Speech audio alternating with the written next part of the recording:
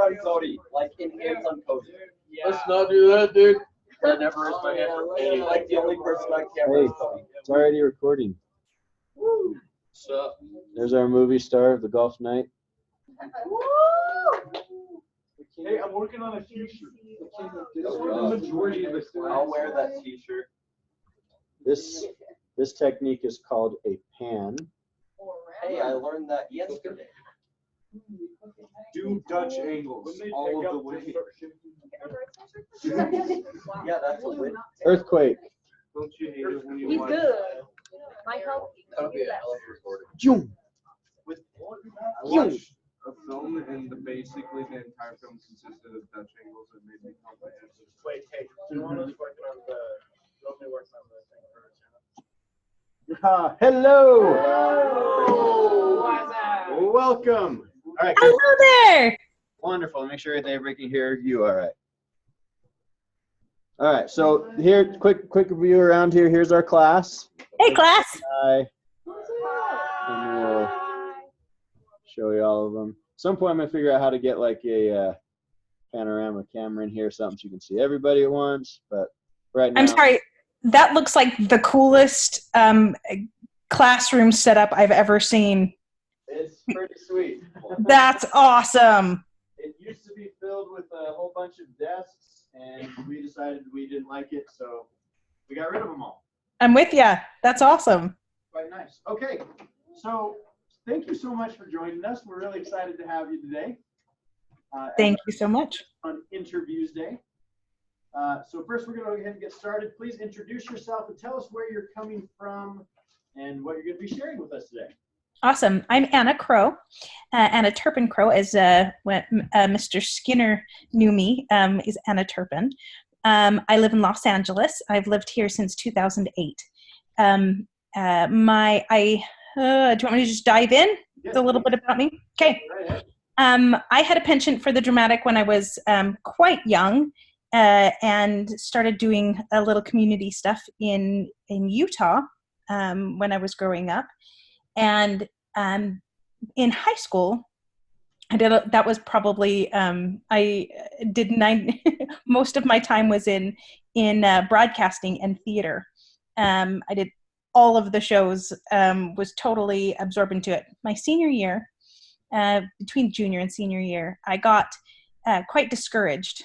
And let some of the opinions of others get at me. And this is the point of view from someone looking back quite significantly. At the time, I didn't realize that that's what was happening, but I got very discouraged.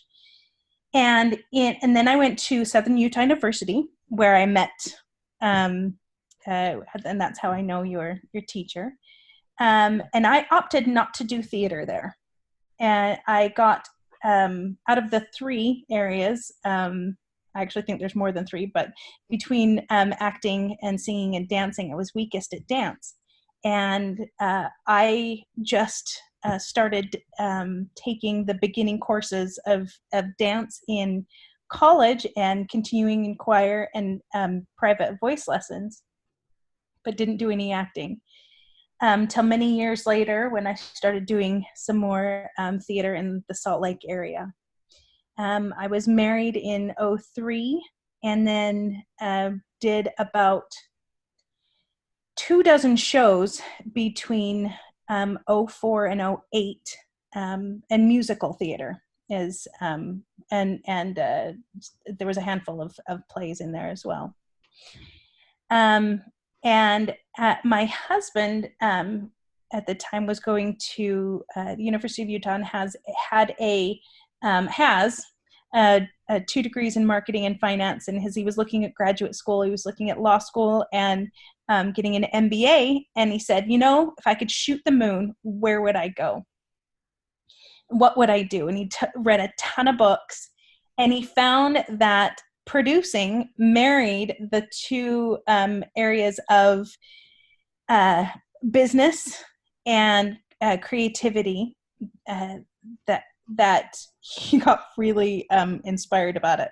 And we shot for the moon, and he applied for NYU, NYFA, that's New York Film Academy, USC, which is the #1 film school in the U.S., and UCLA, which is the number 2.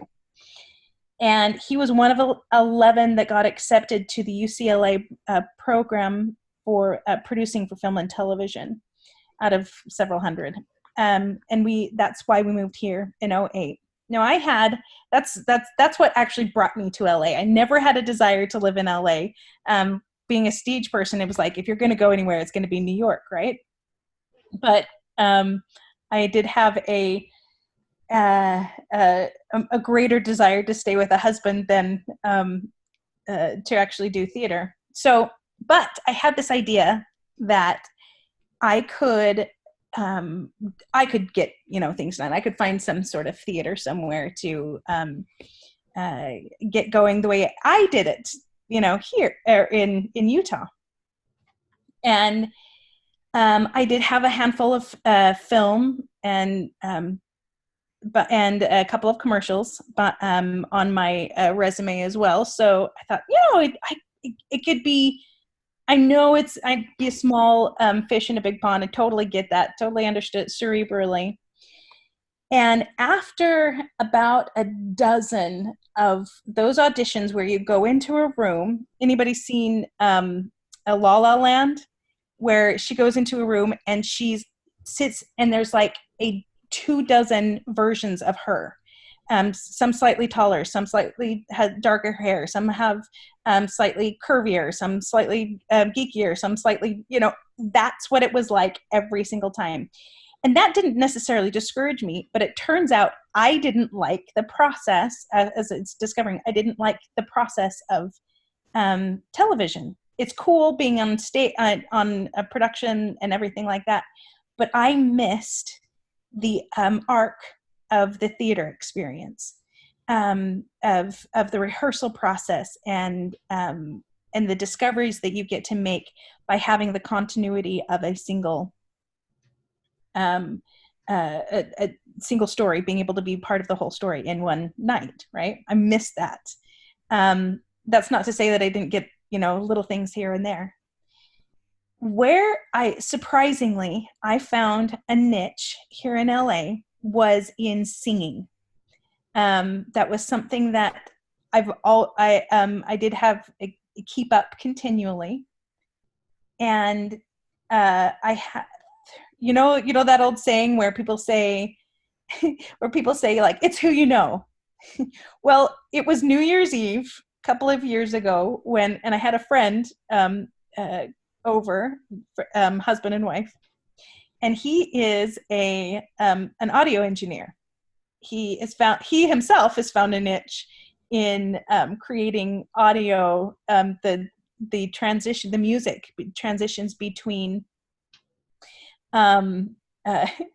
like commercials, and he actually wrote the music for So You Want to Be a Millionaire. He, the dramatic transitions between the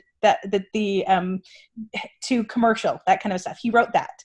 And he does a ton of stuff. He's rewriting all of the music for Baywatch so it can be released on Netflix next year. That kind of thing. That's where his niche was. Well, he comes to me and he goes, well, he's from East London, so in his thick East London accent, he says, do you think you can sing with an American accent? I'm like, I think I can handle that. He said, I am pitching for a pilot that is, I need an American accent in the 1940s style. And I thought, can I do it in 1940s style? Yes, I can do a 1940s style. And I spent just a few hours in his studio. And by the way, I ended up loving studio work. It's the best of everything, because you just get to show up and nobody cares how you look.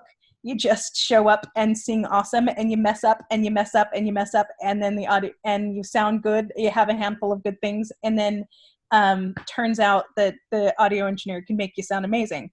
And I ended up doing that, and because of that, he first showed the audio that I did with him.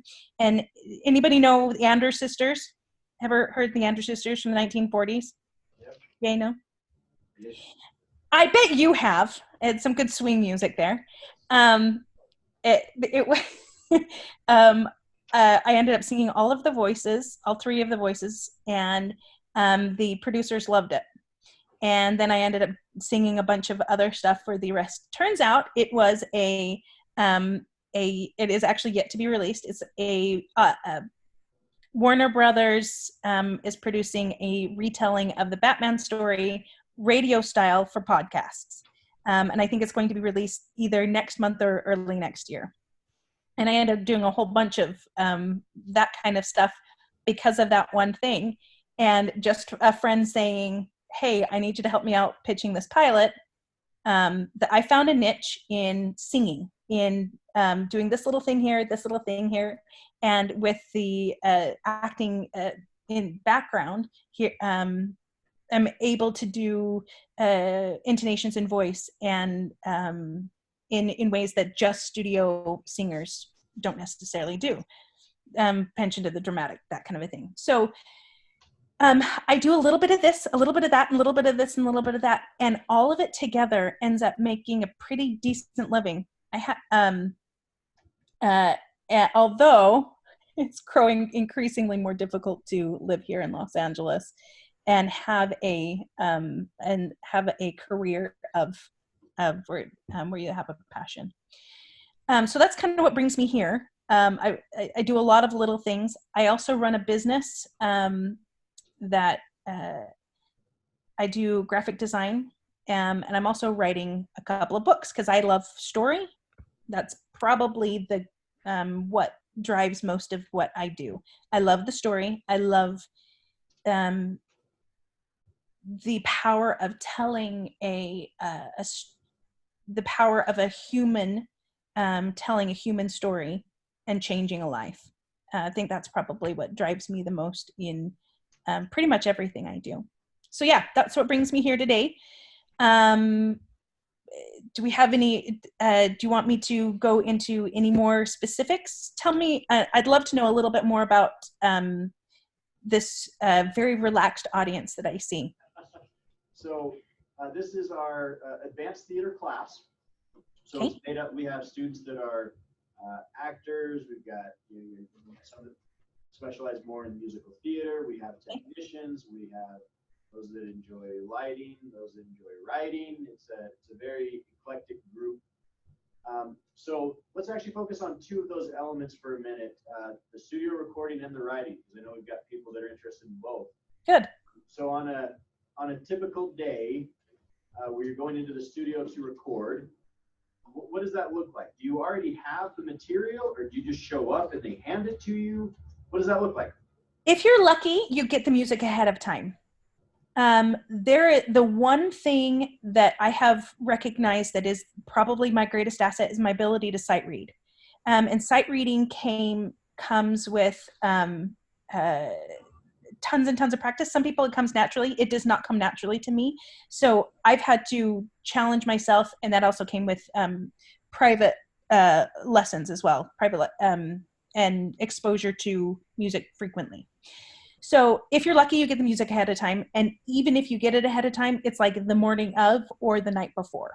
And each session is a little bit different. Sometimes the producers like to run it in their own way. You go in, you get the music. They'll usually play and describe what they want. And then you put on the headset, you stay, and with one ear on, one ear off, so that you can hear yourself as well as hear yourself in the headset. And you take you get a take, and then you get another one, and then you get another one, and then you get another direction, and you do it again, and you do it again, you do it again. Sometimes, if you can sight read well enough, you get the whole thing, but most of the time it's done in chunks. And that's actually preferable to most audio engineers, to do it so that they can select the best of this one, the best of this one, this best of this one, and mix them together, and it makes it sound like a cohesive thing. So there was a day that was, we were going back and forth a ton, this producer and the engineer and I, And so, yeah, normally it's just a few people. I mean, I know that there's television, you might have seen movies, stuff like that. There's a bunch of people in there. It usually happens with bands, but for me, it's usually just the producer director, or producer and director, and the audio engineer, and just me. So it's pretty intimate environment, and you get direction. And one day, it was just me and the audio engineer, and it was like, and I felt like it was a really, really rough day. And I sort of apologized. I'm like, yeah, I'm sorry about that. He's like, are you kidding me? I think you have a misunderstanding about what audio or what sound recording is. And he proceeded to tell me how, when he was in London and working with Queen and just name dropping all of these names that I know from the rock era in the late 70s and early 80s. He's like, when I was working with them, and all that, like, it is a messy process. And that took off a ton of pressure for any of the recording sessions I've ever done in the future. It's 10 o'clock. Just so you guys know, it's 10 o'clock. I have that on my computer. Anyway, continue. Any other, does that answer your question? Should I go further? So, no, I mean, you always see it portrayed in TV shows and movies and, you know, what that looks like. And you wonder how accurate that really is. Yeah. Or is it just a little more for what they need for that scene, or is it pretty real? I have never really seen what on television or in a movie, what really happens in a studio. It's a whole lot simpler and a whole lot quieter than I've ever seen on a movie or a television. Somebody goes into a studio. It's normally, I mean, it's really quiet. Like, it's almost eerily silent. You're never getting feedback, which, coming from a stage person, is like, tell me I'm okay. I need some applause, please. But yeah, when it comes to studio recording, you never really know what it's like until you get the finished product. And sometimes you don't even get the finished product because your voice is mixed in with a bunch of other voices. I've done a bunch of choral pieces as well, where I will sing a solo voice and then they'll mix it with a bunch of others, and we won't even sing in a choir. It's just a bunch of voices and they mix them all together, which also is a weird experience, trying to blend with people you can't even see, you're not even next to.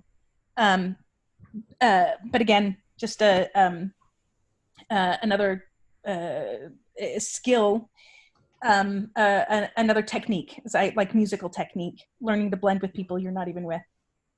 But yeah, usually it's just you and the person. What's the biggest challenge then that, I guess from when you started with this, you know, what's the biggest challenge you faced, and what are some of those unexpected things you didn't quite expect the first time you went into a studio?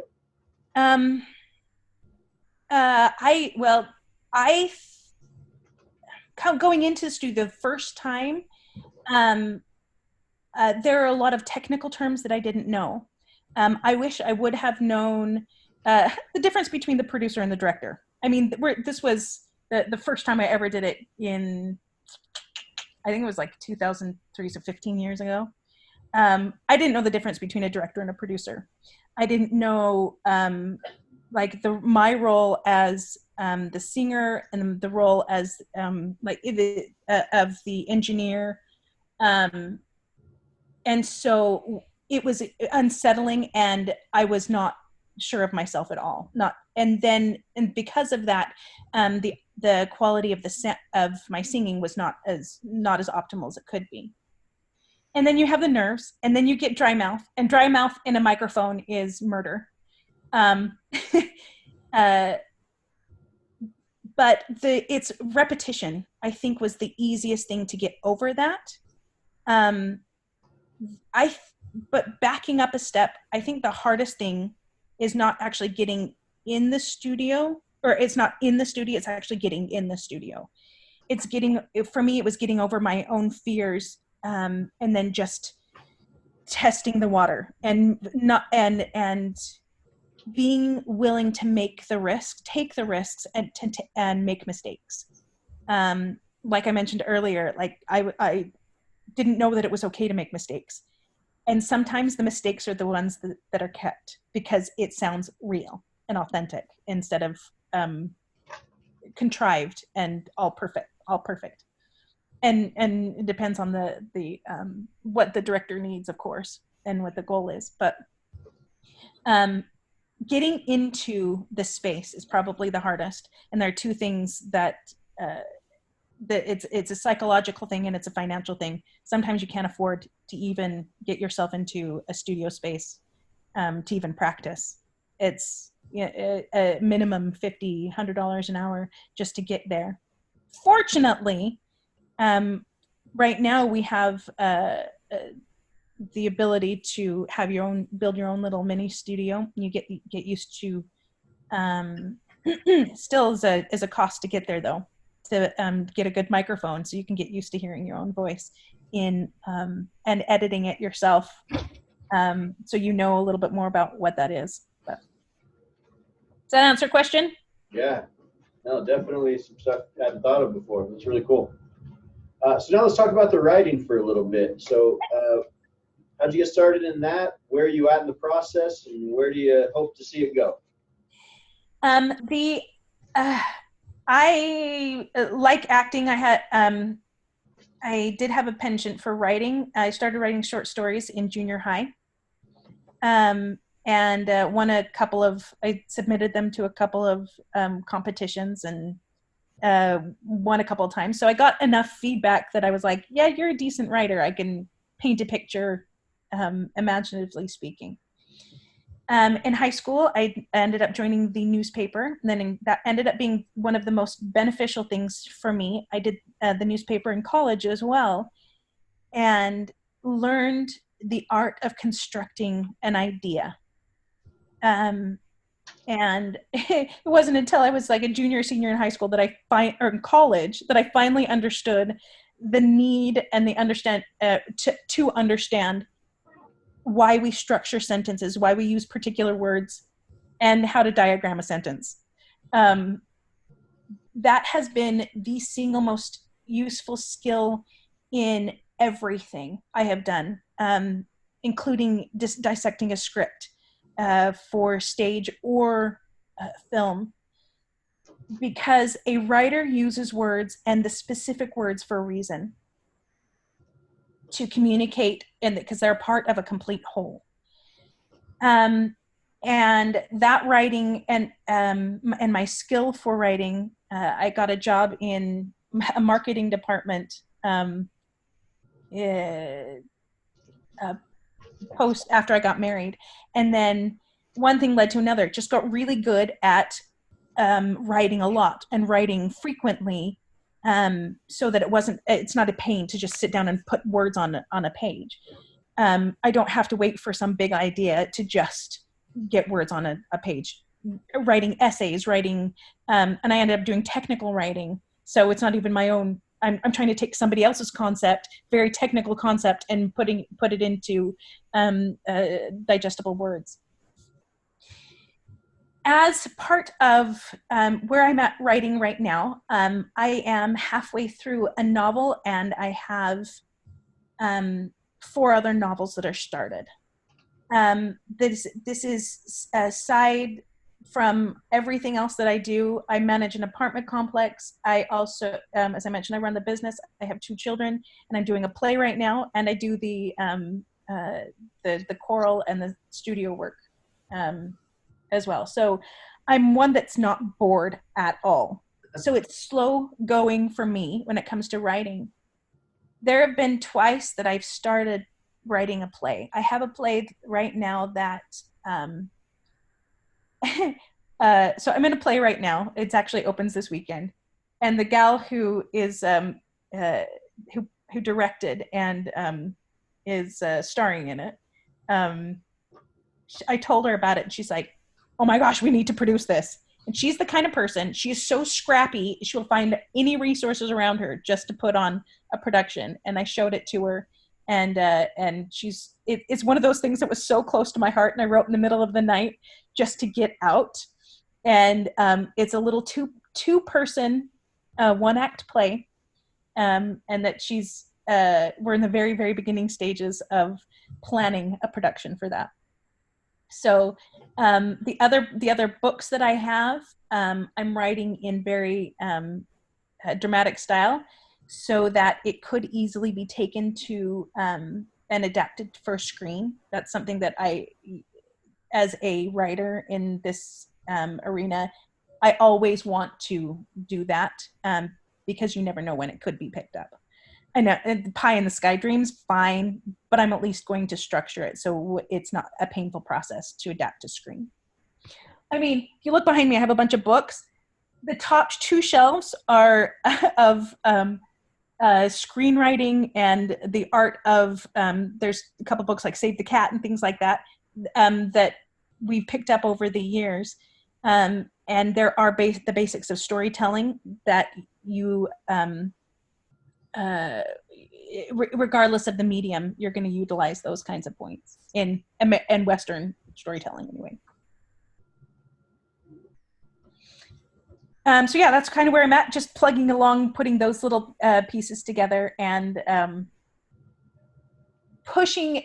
I mean, you're catching me like in the middle of a bunch of things, which is what normal life is, right? I'm never fully finished with something unless it's closed, right?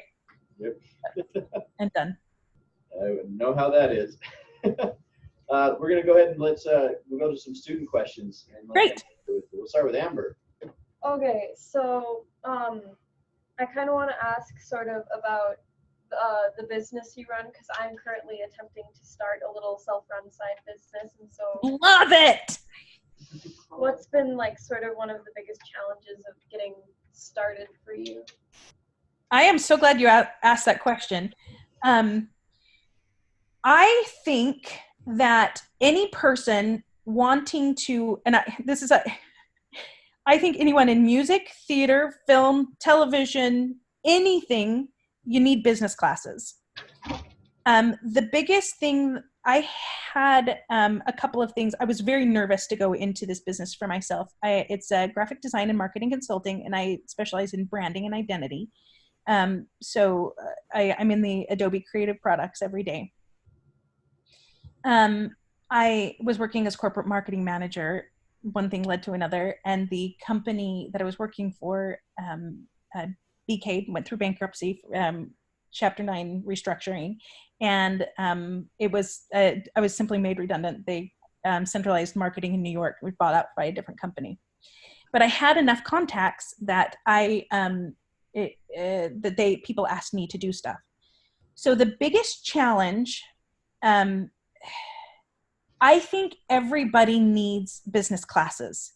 And I ended up learning business classes from my husband saying, "Why did you do that?" And I go, "I don't know, because I didn't know any better." But he has a degree in business. So he ended up being my like little mini personal coach.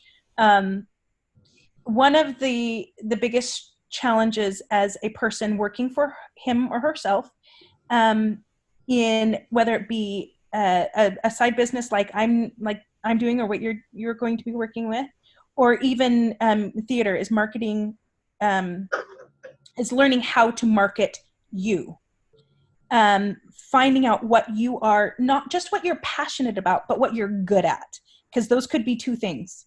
I could be passionate about parasailing, but to make a business out of that is something else. In fact, I just read an article about from Mark Cuban, and he said the same thing. I was kind of giggling about it. My husband and I have been talking about it for a while. He said, "Don't follow your passion, follow what you're good at." And they could be the same, but they could be very different. Again, coming back to more directly to your question, if I had a recommendation, I would absorb anything and everything about your business and about business in general, marketing, the psychology of what you're doing, know it inside out, know your audience, know your customer, and all you need to do is, with a business, is identify the need and then fill that need. there is, and then fill that need well continually, and that's how a business is successful.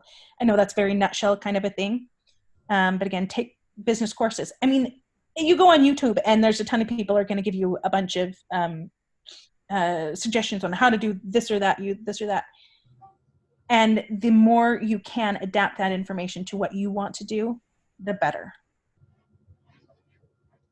But that was a really great question. Very good. Next question, Jordan. Sorry, I'm.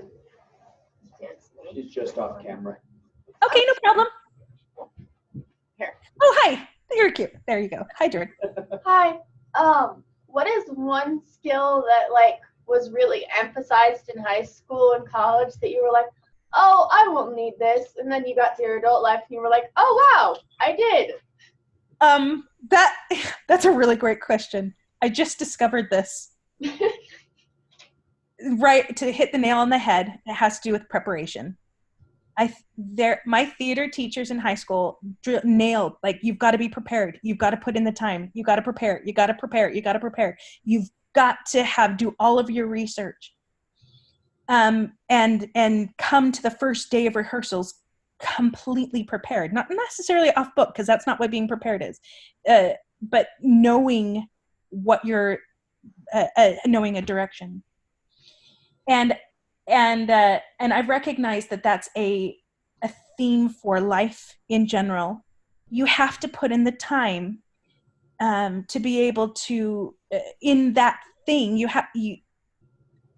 preparing for that thing, so that when the door opens, the door of opportunity opens, that you're well versed.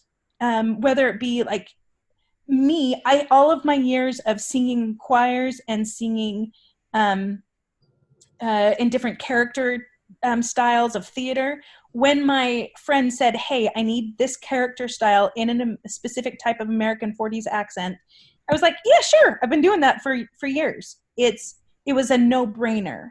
It wasn't something that I had to hurry up and figure out how to do. So, I mean, I think there's even a book, can't remember who wrote it. An actor prepares. A human, a successful human prepares for so that when opportunity, it's like the opportunity and the preparation, that's when something actually makes traction. And I don't want to say success, because success can be in a bunch of different things for a bunch of different people. I mean, I could look completely successful to somebody else, and somebody else I look like a complete failure. But it doesn't matter, because I'm at least making traction. And to me, that's successful. Great point. All right, next question. Hi. Yes. What is something you wish had been more emphasized on throughout your high school and college? That it doesn't matter what people think of you. It matters what you think of you. If you put your trust in and your identity in what other people are going to have opinions, and fickle. Like, even your most reliable people, they're going to fail you sometime.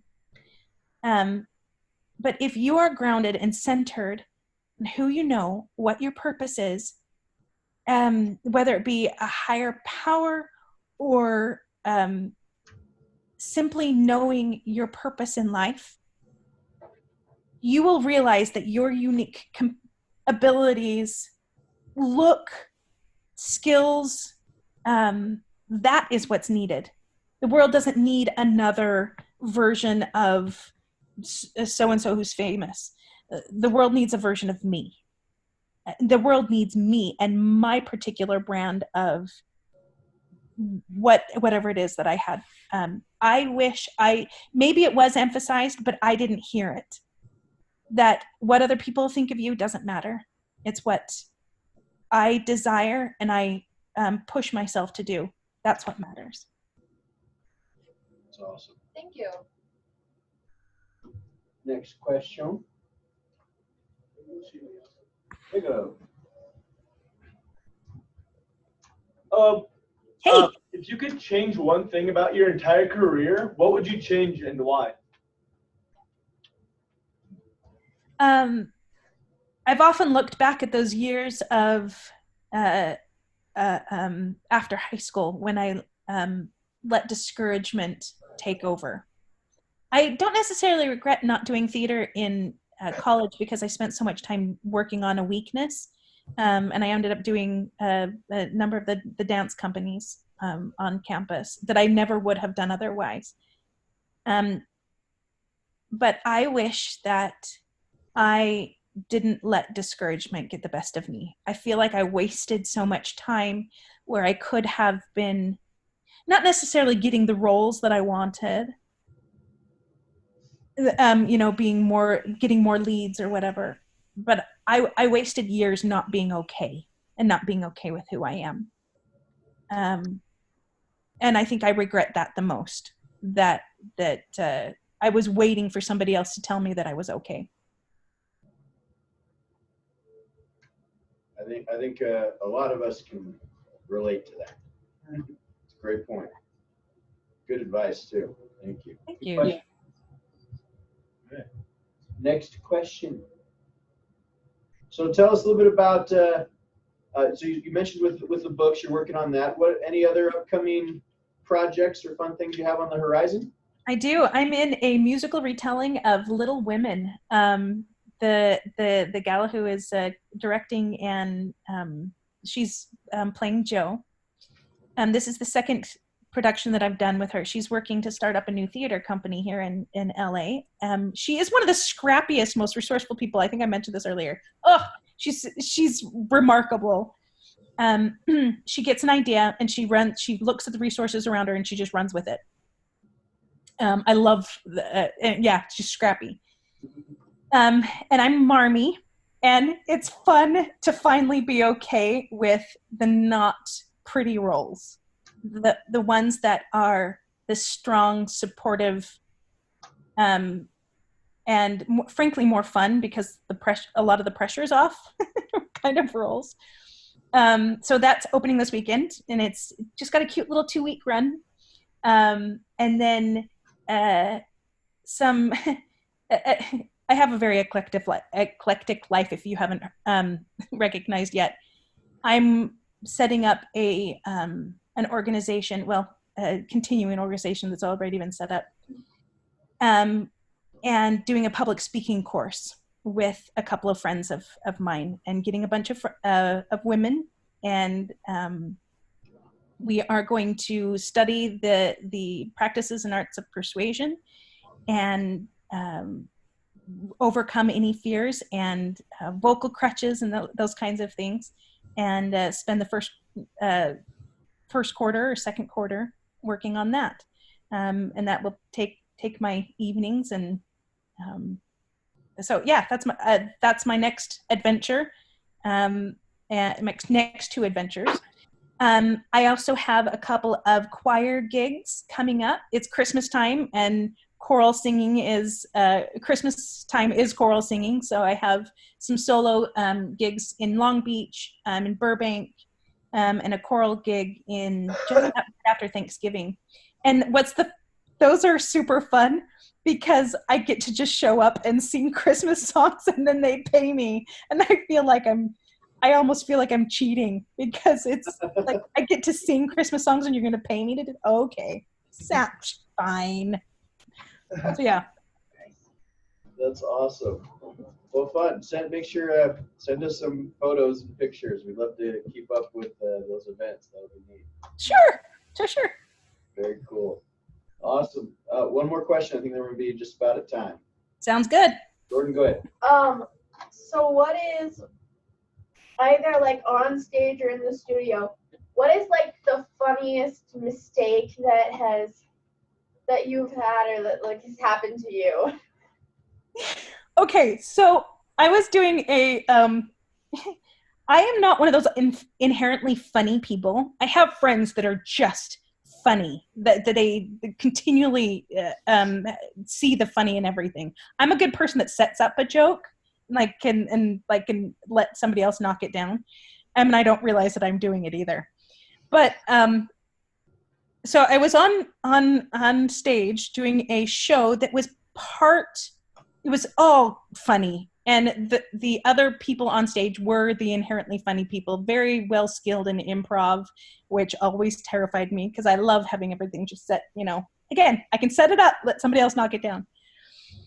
But I tried one day to be funny and tried to pull out, I don't even know what I said, but it was so bad. It was such a bomb. Even the other actors on stage looked at me like, and I was like, that, and I just walked off stage. It was like my time to exit anyway, so it wasn't like I ended the scene early or anything. But it was such an unfunny moment. Nobody would talk to me. Like, it felt like I was contagious. I was that unfunny that it was that contagious. I don't regret making taking the risk, but I realized that's probably not a strength that I should be playing on yet. Maybe I could work on that. But it was incredibly embarrassing, and it totally ruined the end of the show.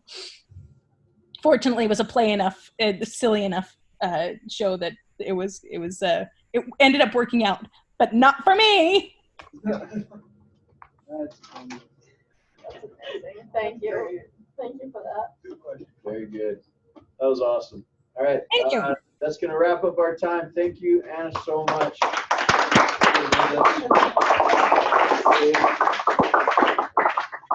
I love that you're doing this, and I can't wait for I think my husband's scheduled for next semester. Really? Oh, that's great. Yeah, he is a post-production producer. He works on the technical aspects of feature films, and he will have a ton and prepare a ton for you. But I'm excited for you to hear from him. That'll be so fun. Thank you so much. Love and blessings, everybody. Okay. Bye. Take care. Nice to see you. Thank you. Thank you. I think I'm gonna be